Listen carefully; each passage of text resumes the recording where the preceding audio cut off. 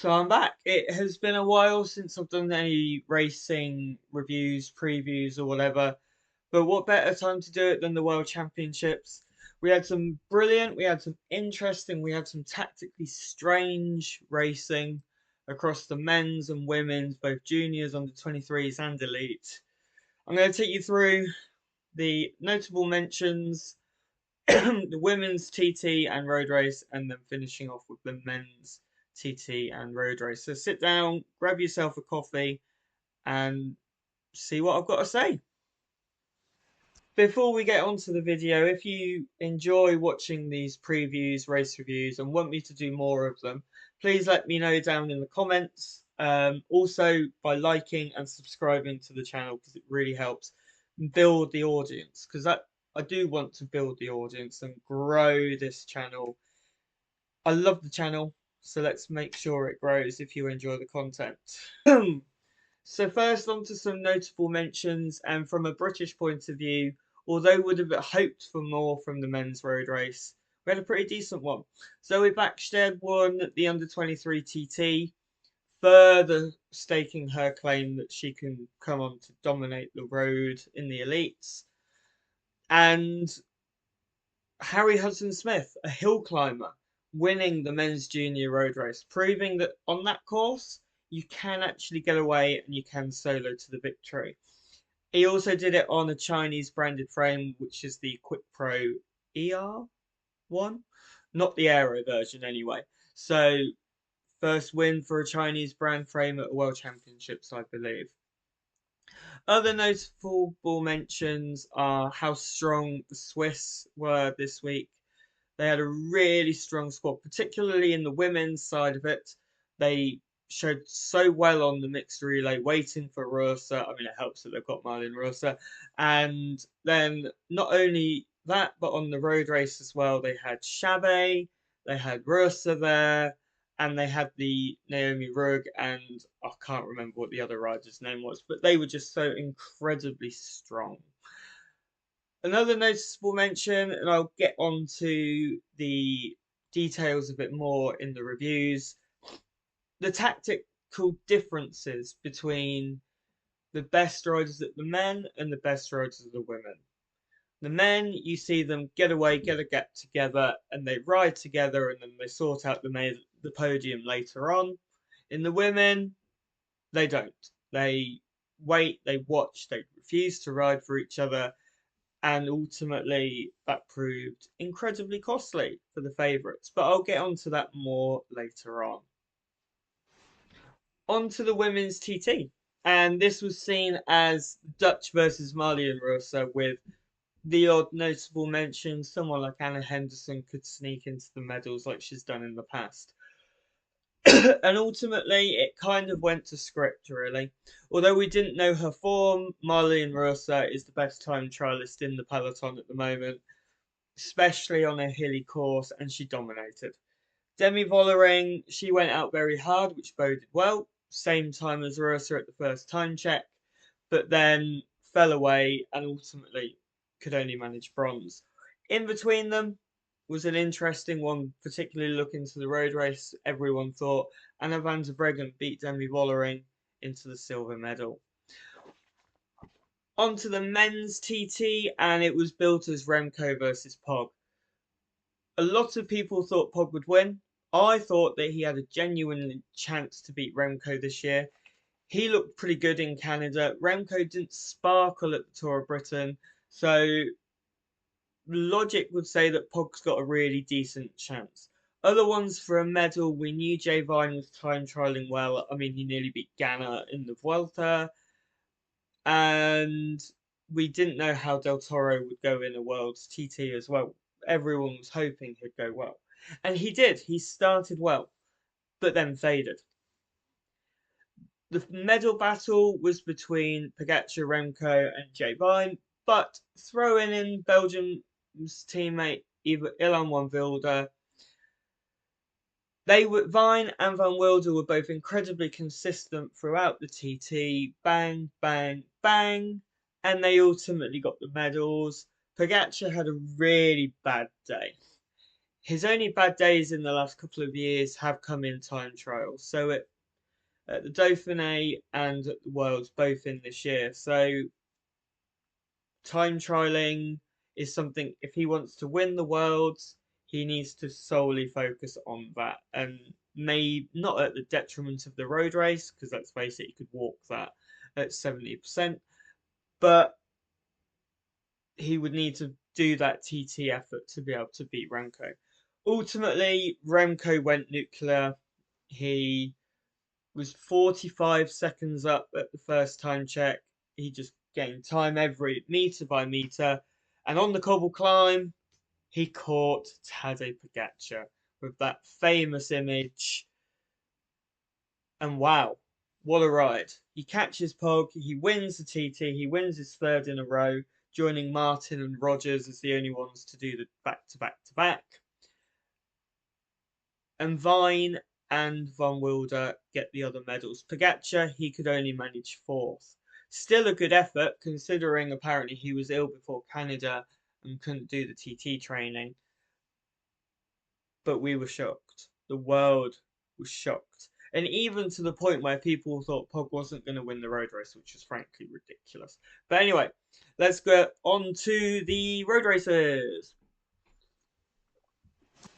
So, on to the road races now, and we have the women's road race. The battle of the big guns. Pauline Ferrand-Prévot, fresh off her Tour de France and Paris-Roubaix domination. The Dutch with Van der Breggen and Vollering. Cassie and Iliadoma. Liège winner Kim LaCour. Marlian Rosa, the time trial champion. And Alicia Longo-Borghini. And there wasn't really a breakaway that went away. They rode together. It was a whittling down attritional race. The favourites, they watched each other. They refused to ride for each other, but that will be later on in the race. A strong group got away after a few probing attacks from other riders, and it contained ultimately the podium. After a few probing attacks then from Alicia Longo-Borghini, even from Prévot tried once, you could see that they were never going to get back on, they were never going to win the race, and it was left to Marlian Rosa to attack, who got away. And as I said earlier, it was a super strong ride for the Swiss. She had two riders up the road, not that she needed them, and then she had Chabet attacking from behind. She got away from Kim LaCour and the rest pretty easily. I mean, they were too busy having a coffee with each other probably. And ultimately, it was left to Chabet to try and catch a group containing Niamh Fisher-Black, Mavi Garcia, and Madeleine Villeres from Canada. And she got close. I think she got within 15 seconds at one point, but ultimately she was never going to catch them. And onto the final cobble climb, it was Madeleine Villeres who managed to have the legs, get the gap, and although Niamh Fisher-Black looked the strongest, she couldn't react on the cobbles. Villeres took the win, Fisher-Black took silver, and Garcia took bronze. Behind,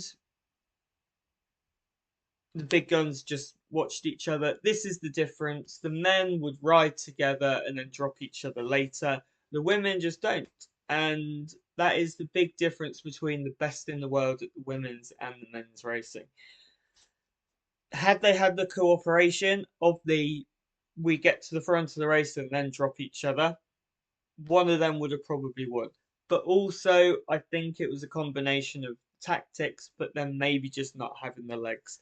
Vollering looked like she was suffering on the last few laps, especially, which meant Ferrand-Prévot was watching her, and ultimately a combination of tactics and legs led to them being nowhere near the win.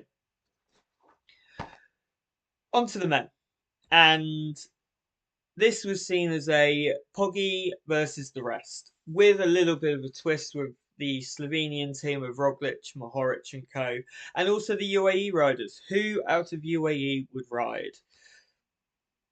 After a mad few laps, courtesy of Le French, Alaphilippe with his stupid attack and then very quick DNF.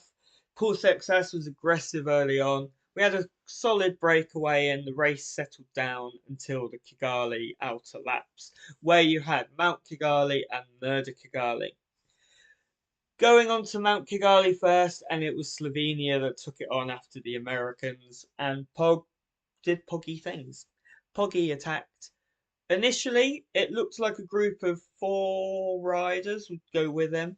Ayuso, Remco, and one other. I can't remember who that was. But then Remco started to have saddle issues and was dropped. And majorly dropped. I mean, it could have also been legs, but there was clearly something not right anyway. So, top of Mount Kigali, you had Ayuso, Just Vamos, following Pogacar and Del Toro a little bit of further back. So instantly, my thoughts were a UAE 1-2-3. They'll ride together for about 50k, and then Pogacar will solo away from Del Toro and Ayuso, and then they will battle out for the medals, unless they fight it out, and then someone else will. But on the Mur de Kigali, it was very clear that Ayuso's lack of experience on non-tarmac roads paid. He was spinning at about 5,000 RPM, no power on the pedals. You could see Del Toro and Pogacar's lower cadence was gaining that traction, and he blew out the back. Del Toro went hard. I think definitely went to drop Ayuso at that point. And at the top, you had a group of, well, Pog and Del Toro, Ayuso, and then a group containing Pidcock and Co behind, and then even further behind was Remco. On the laps, back on the normal laps, Del Toro began to suffer. Pog waits, but then doesn't. He drops him. Remco's bike issues continue. He has another saddle problem on his spare bike. He then stops, waits for about half a minute, 45 seconds, and gets his new bike. And I can't quite remember the time gap, but I think at that point the gap to Del Toro and Pogacar was around, or Pog, was around 40 seconds. So, not inconceivable that had he stayed on the bike, got the team car, I'm dreaming, he wouldn't have caught Pog. But anyway, you never know. It looks like he's going to DNF though, and then whoever is going to battle it out for a medal. However, what we saw followed was with help from the car, no doubt, help from the team cars, and using the anger to his benefit, he went nuclear for about 3 laps. He got a group, slowly whittled down that group, chase group, to a point where he had Pidcock, Healy, Schelmosser with him. I think one more, who then blew up. Hindley, Jai Hindley. So they got away, they got a gap, and they started to ride. It was clear that the medals were from that race. Again, difference to the women. They knew they weren't going to catch Pog so they could easily have waited, conserved energy for the final few laps, but they chose to ride. Smaller group meant higher chance of a medal. Pidcock eventually blew not long after Hindley, and it was left to Remco, Healy, and Schelmosser. So Remco then attacked for silver. He got silver. He was the second strongest in the race, and Healy got bronze behind Tadej Pogacar, of course. They never looked like closing the gap. It always hovered between 55 and a minute 10. Pog was in complete control, making sure he worked when he needed to. It looked to me as though he was pushing on the descents, recovering a little bit on the climbs, which is the sensible way to do it. He learned, I think, a bit from last year when he went hard on the climbs.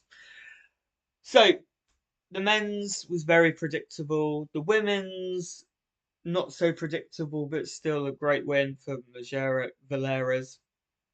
There we have it, the Worlds. On to, I guess, the end of the season, the Italian races, Lombardia and Paris Tours. So hopefully I'll get time to do a Lombardia review where Pogacar will probably win 5 in a row. Thank you, and I will see you next time on James Talk Cycling.